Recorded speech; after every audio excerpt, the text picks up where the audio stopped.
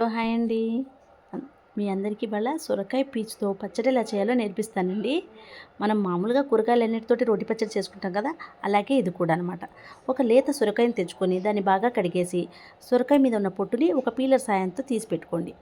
అలాగే సొరకాయని కట్ చేస్తున్నప్పుడు మధ్యలో ఉండే గుజ్జు పదార్థాన్ని కూడా సపరేట్గా తీసి చిన్న ముక్కలుగా చేసి పక్కకు పెట్టుకోండి. ఒక బాణలిలో 1 టేబుల్ స్పూన్ నూనె తీసుకొని 1 టీ స్పూన్ చొప్పున ఆవాలు, మెంతులు, జీలకర్ర, మినపప్పు వేసి అవి చిటపటలాడాక చిటికెడు పసుపు, 1 టీ స్పూన్ ఇంగువ వేసి 10-12 కరివేపాకు రెబ్బలు, 5-6 పచ్చిమిరపకాయలు చిరిమి వేసేసేయండి. ఇందులో సొరకాయ పొట్టు, సొరకాయది గుజ్జు వేసి 1 టీ స్పూన్ ఉప్పు వేసి బాగా కలియపెట్టి మూత పెట్టేసేయండి. ఇది 5 నిమిషాలు మగ్గాక కాస్త బెల్లము, కాస్త చింతపండు నిమ్మకాయ సైజ్ అంతా వేసి మళ్ళీ ఒకసారి కలిపి మూత పెట్టేసి 5 నిమిషాలు మగ్గాక స్టవ్ ఆఫ్ చేయండి. ఇది ఒక ప్లేట్లో తీసుకొని అది చల్లారాక మిక్సీ జార్లో తీసుకొని దీనిలోనే 1 టేబుల్ స్పూన్ వేయించిన నువ్వుల పొడి వేసి కచ్చా పచ్చాగా రుబ్బుకొని ఒక గిన్నెలోకి తీసి పెట్టుకోండి. దీన్ని వేడివేడి అన్నంలో నెయ్యి వేసుకొని కానీ చపాతీతో కానీ తింటే చాలా రుచిగా ఉంటుంది.